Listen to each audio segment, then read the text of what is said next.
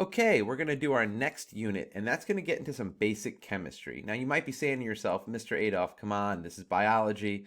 Why are you talking about chemistry? Well, they go together like peanut butter and jelly. Can't have one without the other. Our biological processes are all created by atoms, right? Molecules that are formed by atoms, and atomic structure is part of chemistry. So, we're just going to do some basic chemistry to understand how biology works. So, let's get started. That leads us to talking about something called an atom. Now, you've all heard of an atom before, you've learned about them before. Everything that exists is made of atoms. The smallest version of matter is an atom.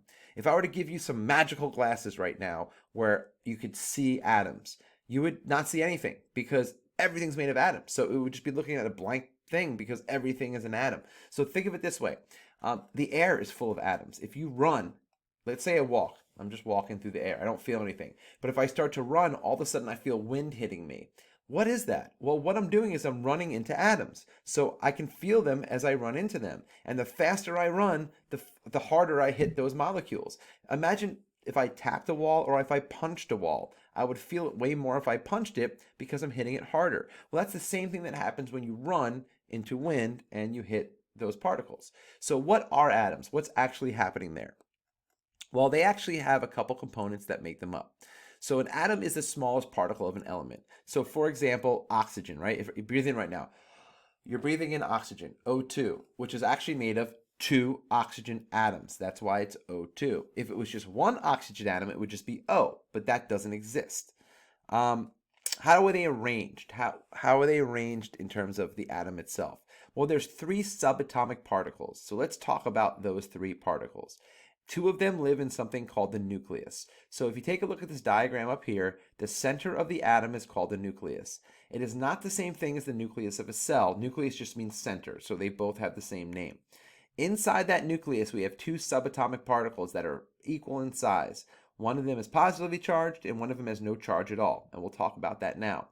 Outside the nucleus, we have these rings called energy rings or energy levels or orbitals, and that is where the third type of particle lives. So let's talk about those. The first one is called the proton, and the proton is positively charged. So that's how you can remember that. Proton starts with P, positive starts with P. And they are found inside the nucleus. So inside here we have our protons, and we'll talk more about the importance of protons later, but for now we're just going to worry about that they live there and they are positively charged. Electrons, on the other hand, are negatively charged, and they live on the outside of the nucleus. So they are actually spinning in these orbitals, these energy levels. They speed around extremely fast, and they stay in those energy levels, and they have a negative charge. Proton was easy. Proton starts with a P and positive starts with a P. So how are we going to remember electron? Well, here's how I always remember it and tell my students to remember it. If I jam my finger into an electric socket, I'm going to get electrocuted. Is that a good thing or a bad thing? Well, depends on how you feel about me, but for me, it would be a bad thing, right? Or a negative thing. So electrons, just like getting electrocuted, are negative. So they have a negative charge. So positive on the inside, negative on the outside. The third type of subatomic particle is called a neutron. Neutrons are also embedded in the nucleus with the protons. So inside the nucleus, we have our positively charged protons, and then neutrons are called neutrons because they are neutral. They don't have a charge at all. So they don't have a charge. They don't impact that. So why do those electrons want to stay near that nucleus? Why don't they just float off into the universe? Well, the reason why is the inside of the nucleus has a positively charged proton, and the outside of the nucleus, we have our negatively charged electron. And what happens when opposites are near each other? If you have a positive near a negative, they're going to attract to each other. So those electrons are actually attracted to the nucleus because of that opposite charge. Let's talk a little bit more about how these electrons fill in those rings, and then that'll be it for this lecture. So there's multiple levels of rings and when we're talking about energy levels in an atom. So I want to just explain that, and hopefully it makes some sense. There's regions outside the nucleus where these electrons are going to be orbiting, and they stay in those rings. So imagine a road, right? There's a road that you drive on. You can drive off of it, but you stay on that road because that's directly going to where you want to go. So that is like the region in which these electrons travel. And each energy level, or each we're going to call them energy levels or orbitals, they can only hold a certain number of electrons in that each level. And then when they're full, that's it. They're full. So I'm going to give you an example that you might relate to.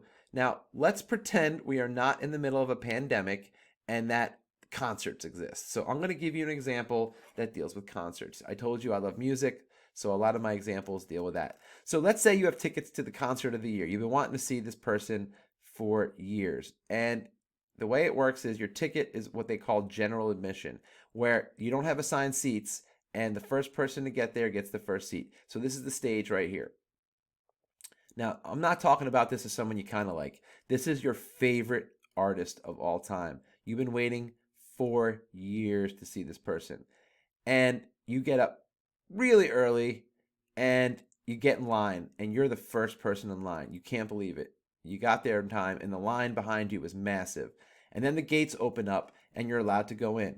Where are you going to go? Well, this is your favorite band of all time. So I'm going to guess it's not like class. You're going to go right here, right? You're going to try to go in the first seat.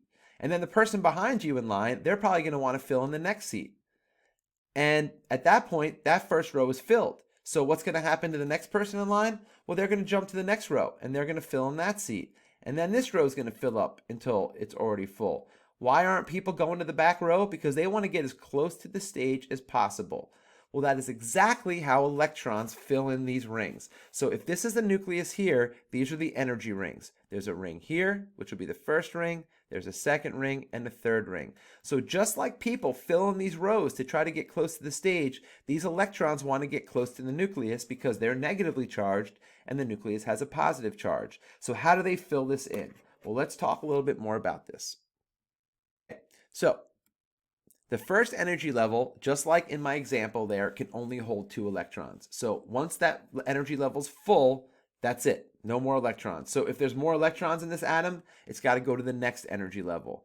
The second energy level can hold 8 electrons. The third energy level can hold 8 electrons as well. And then it goes up from there. It goes to 18, and then it goes even higher. So the first 3 are 2, 8, and 8. Now, in order for an energy level or an atom to be stable, and we're going to talk more about that in a minute, it needs to have a full outer ring. So that's what makes it stable. So let me just show you a trick about how to remember that, and then we'll go on from there. Oops, actually, I didn't want to do that. We're going to use the periodic table to help us remember this. So if you don't remember how many go in each ring, if you take a look here, you can see the first row. If this is a row here, you can see there's 1, 2 elements in the first row. How many electrons in the first ring? 2, right? If I were to say how many boxes are in the second row down, so that's the first row, this is the second row, we got 1, 2, 3, 4, 5, 6, 7, 8, 8, right? So we remember it's 8. The third row, 1, 2, 3, 4, 5, 6, 7, 8. So it's 2, 8, and 8. So you don't have to actually memorize it. You can just use the periodic table to help you out. So, for example, if an element has a total of 8 electrons, 2 will be in the first energy level, and then the remaining 6 will be in the second. Will that be stable? Well, the answer to that question would be no, because it's not stable unless it has a full outer ring, and the outer ring would be 8. So we're going to try a couple examples, and then hopefully it'll make some sense.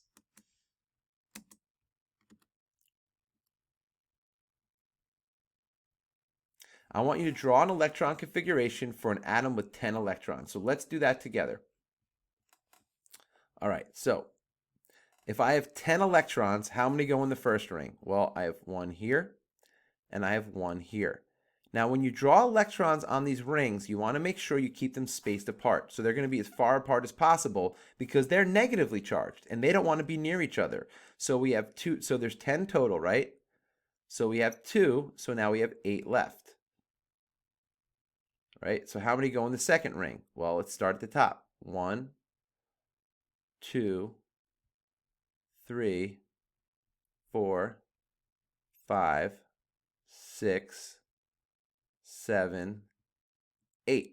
Now you'll notice I filled them in like that, and there's a reason for that. It's so you can see them easily, and they're also trying to keep themselves spaced apart. So you always want to start at the top and then go around and then fill it back in again. So this has 10 electrons. Is this stable? Well, how many can the second ring hold? The answer would be 8. So this would be yes, this is stable. Okay, good. Let's try one more and then you'll be done.